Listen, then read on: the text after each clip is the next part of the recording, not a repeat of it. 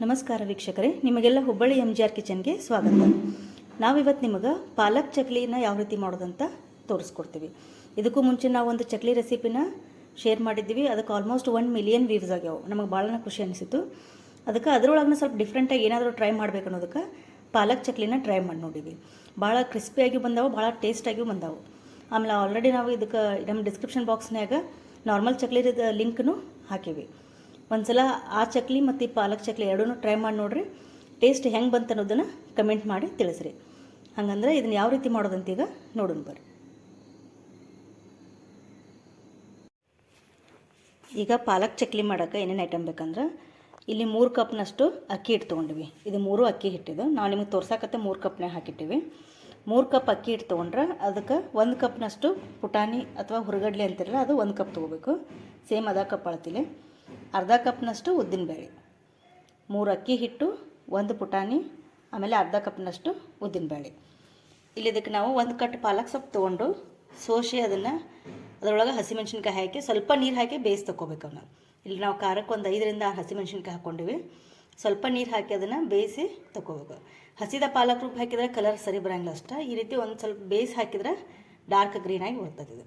ಇಲ್ಲಿ 1 ಕಟ್ ಸೊಪ್ಪನ್ನ ತೊಗೊಂಡು ತೊಳೆದು ಹಸಿಮೆಣ್ಸಿನ್ಕಾಯಿ ಅದ್ರ ಜೋಡಿನೇ ಹಾಕಿ ಬೇಯಿಸಿ ತೊಗೊಂಡಿವಿ. ಇದನ್ನು ಭಾಳ ಬೇಯಿಸಂಗಿಲ್ಲ, 1 ನಿಮಿಷ ಅಷ್ಟೇ. ಸ್ವಲ್ಪ ನೀರು ಹಾಕಿ ಪ್ಲೇಟ್ ಮುಚ್ಚಿಟ್ಬಿಡ್ರಿ. ಆಮೇಲೆ ತೆಗೆದು ಅದನ್ನು ನೀರನ್ನ ಇಟ್ಕೊಳ್ಳಿ. ಇದನ್ನ ರುಬ್ಬಿ ನಾವು ಇದ್ರಾಗ ಕಲಿಸ್ಕೊಳ್ಳೋಣ. ಆಮೇಲೆ ಜೀರಿಗೆ, ಅಜ್ವಾನ, ಎಳ್ಳು, ರುಚಿಗೆ ಎಷ್ಟು ಬೇಕಲ್ಲ ಅಷ್ಟು ಉಪ್ಪು, ಆಮೇಲೆ 1 ಸ್ಪೂನಷ್ಟು ಧನಿಯಾ ಜೀರಿಗೆ ಪೌಡ್ರ್ ಇಟ್ಕೊಂಡಿವಿ. ಇದಕ್ಕೆ ನಾವೆಲ್ಲ ಅಜ್ವಾನ ಅಥವಾ ಓಂಕಾಳು ಅಂತಿರಲ್ಲ ಅದು. ಈಗಿತ್ತ ಫಸ್ಟ್ ಪಾಲಕ್ನ ಪೇಸ್ಟ್ ಮಾಡ್ಕೊಳ್ಳೋಣ. ಈಗ ಉದ್ದಿನಬೇಳೆನ ಸ್ವಲ್ಪ ಬೆಚ್ಚಗೆ ಮಾಡಿಕೊಂಡು ಮಿಕ್ಸಿ ಮಾಡ್ಕೋಬೇಕು.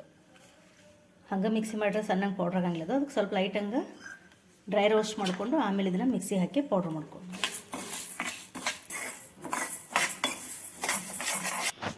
ಈ ರೀತಿ ಕೆಂಪಂಗೆ ಉದ್ದಿನಬೇಳೆ ಹುರ್ಕೋಬೇಕು. ಆಮೇಲೆ ಸ್ವಲ್ಪ ಇದು ಪೂರ್ತಿ ಆರಿದ ಮೇಲೆ ಇದನ್ನು ಮಿಕ್ಸಿ ಹಾಕಿ ಪೌಡ್ರ್ ಮಾಡ್ಕೊಳ್ಳೋಣ. ಬಿಸಿ ಇದ್ದಾಗ ಮಾಡಿದರೆ ಗಂಟು ಆಗ್ಬಿಡುತ್ತೆ. ಅದಕ್ಕೆ ಆರಲಿದ್ದು ಪೂರ್ತಿ ಉದ್ದಿನಬೇಳೆ ಆರಿದ ಮೇಲೆ ಮಿಕ್ಸಿಗೆ ಹಾಕ್ಕೊಳ್ಳೋಣ. ಈಗ ಮಿಕ್ಸಿ ಜಾರಿಗೆ ಫಸ್ಟ್ ಉದ್ದಿನಬೇಳೆನ ಪೌಡ್ರ್ ಮಾಡ್ಕೊಳ್ಳೋಣ. ಉದ್ದಿನಬೇಳೆ ಏನು ಪೌಡ್ರ್ ಮಾಡ್ಕೊಂಡಿವಲ್ಲ, ಈಗ ಇದ್ರೊಳಗನ ಇದು ಪುಟಾಣಿ ಹುರುಗಡ್ಲೆ ಇರುತ್ತಲ್ಲ, ಇದನ್ನು ಇದ್ರೊಳಗೆ ಮಿಕ್ಸ್ ಮಾಡಿಕೊಂಡು ಎರಡೂ ಸೇರಿಸಿ ಮತ್ತು ಪೌಡ್ರ್ ಮಾಡ್ಕೊಂಡು ನೀವು ಬೇಕಂದ್ರೆ ಸಪ್ರೇಟಾಗೂ ಮಾಡ್ಕೋಬೋದು. ಆದರೆ ನಾವು ಜಾರ್ ದೊಡ್ಡದಿತ್ತಲ್ಲ, ಹಿಂಗಾಗಿ ಅದು ಪೂರ್ತಿ ಸಣ್ಣಂಗೆ ಪೌಡ್ರ್ ಆಗೋದಿಲ್ಲ ಅನ್ನೋದಕ್ಕೆ ಎರಡೂ ಸೇರಿಸಿ ಮಾಡ್ಕೊಳಕತ್ತೀವಿ.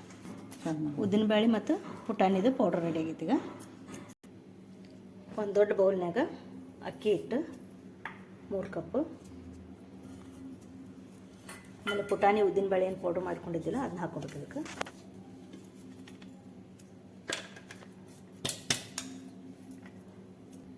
ಧನಿಯಾ ಜೀರಿಗೆ ಪೌಡ್ರು, ಓಂಕಾಳು, ಆಮೇಲೆ ಎಳ್ಳು. ಇಲ್ಲಿ ನೀವು ಕರಿ ಎಳ್ಳಾರು ಯೂಸ್ ಮಾಡ್ಕೋಬೋದು ಅಥವಾ ಬೆಳೆದ ಯಾವ್ದು ಬೇಕಾದ್ರೆ ಎಳ್ಳು ಯೂಸ್ ಮಾಡ್ಬೋದು.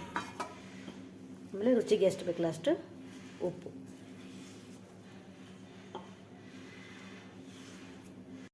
ಆಮೇಲೆ ಮೇನ್ ಇದಕ್ಕೆ ಒಂದು 4 ರಿಂದ 5 ಸ್ಪೂನು ಎಣ್ಣೆನ ಕಡಕ್ಕಂಗೆ ಕಾಸ್ಕೊಂಡು ಹಾಕೋಬೇಕು. ಇದಕ್ಕೆ ಟೇಬಲ್ ಸ್ಪೂನ್ ಎಲ್ಲ ಒಂದು ಸ್ವಲ್ಪ ಅದಕ್ಕೆ ದೊಡ್ಡ ಸ್ಪೂನ್ ತೊಗೊಂಡಿವಿ. ಅದರಿಂದ ಒಂದು 4 ಸ್ಪೂನಷ್ಟು ಕಾದದ ಎಣ್ಣೆ ಹಾಕೋಬೇಕು. ಇದಕ್ಕೆ ಈಗ ನಾವು ಎಣ್ಣೆ ಏನು ಕಾಶ್ ಹಾಕಿರ್ತಿಲ್ಲ ಅದು ಕರೆಕ್ಟ್ ಆಗಿರ್ತಿಲ್ಲ ನೋಡ್ಕೋಬೇಕಂದ್ರೆ ಈ ರೀತಿ ಹಿಟ್ಟನ್ನ ಹಿಂಗೆ ಕೈಲೇ ಮುಟ್ಟಿಗತೆ ಮಾಡಿರಿ. ಅವಾಗ ಅದು ಪೂರ್ತಿ ಹಿಂಗೆ ಮುಟ್ಟಿ ಗಂಟುಗತೆ ಬರ್ಬೇಕದು ಹಿಟ್ಟು, ಅಂದರೆ ಎಣ್ಣೆ ಕರೆಕ್ಟಾಗಿದೆ ಅಂತ. ಈಗ ಸ್ವಲ್ಪ ಇನ್ನೂ ಉದುರುದ್ರೈತೆ ಹಿಟ್ಟು, ಅದಕ್ಕೆ ಇನ್ನೊಂದು ಸ್ವಲ್ಪ ಎಣ್ಣೆ ಹಾಕೊಳ್ಳಿ, ಕಾದದ್ದೆಣ್ಣೆ.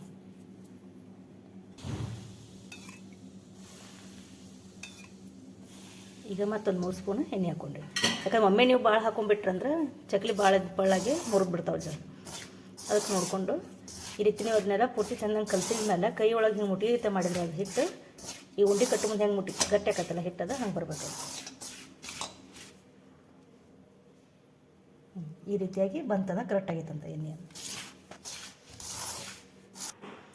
ಈಗ ಇದಕ್ಕೆ ಪಾಲಕ್ ಪೇಸ್ಟ್ನ ಹಾಕೊಳ್ಳೋಣ. ಪೂರ್ತಿ ರುಬ್ಕೋಬೇಕು ನೋಡ್ರಿ ಈ ರೀತಿ. ಈಗ ಇದಕ್ಕೆ ಪಾಲಕ್ ಪೇಸ್ಟ್ ಹಾಕಿನ ಕಲಿಸ್ಕೊ. ನೀರು ಹಾಕ್ಬಿಟ್ರೆ ಫಸ್ಟಿಗೆ ಪೇಸ್ಟ್ ಹಾಕಿ ಅದ್ರೊಳಗನ್ನ ಕಲಿಸ್ಕೋಬೇಕಿತ್ತು. ಆಮೇಲೆ ಬೇಕಂದ್ರೆ ನೀರು ಹಾಕೊಳ್ಳೋಣ.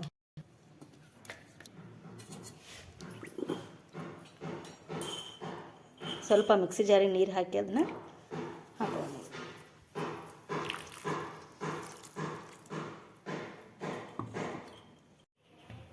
ಈ ರೀತಿ ಸ್ವಲ್ಪ ಸ್ವಲ್ಪ ನೀರು ಹಾಕಿ ಹಿಂಗೆ ಕಲಸಿಟ್ಕೋಬೇಕು.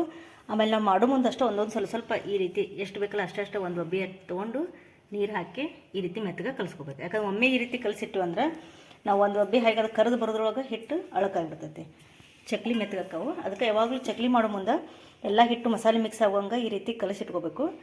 ನಾವು ಈಗ ಎಷ್ಟು ನೋಡಿ ಒಂದು ಒಬ್ಬಿಗೆ ಎಷ್ಟು ಬೇಕಲ್ಲ ಅಷ್ಟನ್ನಷ್ಟು ತೊಗೊಂಡು ನೀರು ಹಾಕಿ ಮೆತ್ತಗೆ ನಾದ್ಕೊಂಡಿವಿ. ಇದಾದಮೇಲೆ ನೆಕ್ಸ್ಟ್ ಮತ್ತೆ ಈಗ ಎಷ್ಟು ಬೇಕಲ್ಲ ಅದನ್ನಷ್ಟು ತೊಗೊಂಡು ನಾದ್ಕೊಂಡು ಮಾಡಬೇಕು. ಈ ರೀತಿ ಸಣ್ಣ ಸಣ್ಣ ಪೇಪರ್ ಕಟ್ ಮಾಡಿಕೊಂಡು ನೀವು ಸಣ್ಣಂಗೆ ಗಾಲಿ ಮಾಡ್ಯಾರ ಇಲ್ಲಿ ಕೆಳಗೆ ಹಾಕೋಬೋದು, ಅಥವಾ ಡೈರೆಕ್ಟಾಗಿ ನಾವು ಬಾಳ್ಗೆ ಒಳಗನ್ನ ಇದನ್ನ ಚಕ್ಲಿದು ತಿರುಗ್ಬೋದು. ಇದನ್ನು ಈಗ ಎರಡು ರೀತಿ ಮಾಡಿ ತೋರಿಸ್ತೀವಿ ನಾವು ನಿಮಗೆ. ಗಾಲಿ ಬೇಕಾದ್ರೆ ಈ ರೀತಿ ನೀವು ಪೇಪರ್ನಾಗ ಕಟ್ ಮಾಡಿಕೊಂಡು ಸಿಂಗಲ್ಲಾಗಿ ಗಾಲಿ ಮಾಡ್ಕೋಬೋದು. ಇವನ್ನ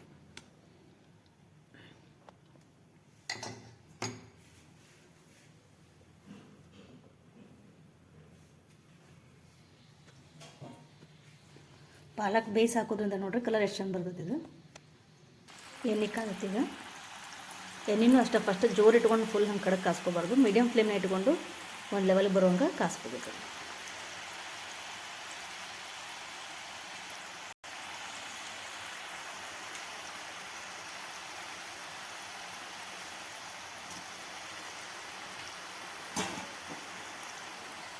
ಹಂಗೆ ಆಮೇಲೆ ಯಾವಾಗಲೂ ಚಕ್ಲಿನ ಎಣ್ಣೆಗೆ ಹಾಕ್ತೀವಲ್ಲ, ಹಾಕಿದ್ಮೇಲೆ ಆಗಿಂದಾಗ ಇದನ್ನ ಹಾಕಿ ಹೊಳಸ್ಬಾರ್ದು, ಯಾಕಂದ್ರೆ ಆಗ ಹುರಿತಾವು. ಸ್ವಲ್ಪ ಗಟ್ಟಿ ಆಗಬೇಕು, ಅವು ಕ್ರಿಸ್ಪಿ ಆದಮೇಲೆ ಹೊಳಸು ಹಾಕ್ಬೇಕು. ಈ ರೀತಿ ಸೈಡಿನ ಸ್ವಲ್ಪ ಎತ್ತಿ ನೋಡ್ರಿ, ಅದು ಕಡಕ್ಕಾದವು ಅಂದ್ರೆ ಅವಾಗ ಹೊಳಸು ಹಾಕಬೇಕು.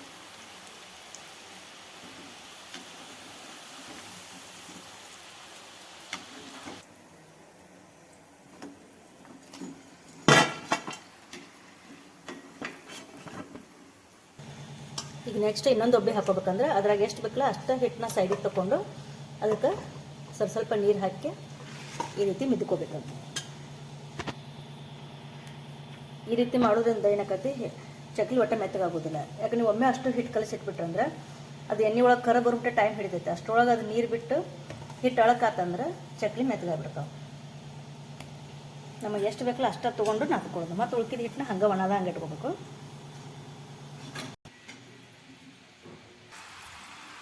ಚಕ್ಲಿ ಮಾಡಿ ಪ್ರಾಕ್ಟೀಸ್ ಇದ್ದ ಈ ರೀತಿ ನೀವು ಡೈರೆಕ್ಟ್ ಎಣ್ಣೆ ಒಳಗನ್ನ ನೀವು ಈ ರೀತಿ ಚಕ್ಲಿನ ಹಾಕೋಬೋದು.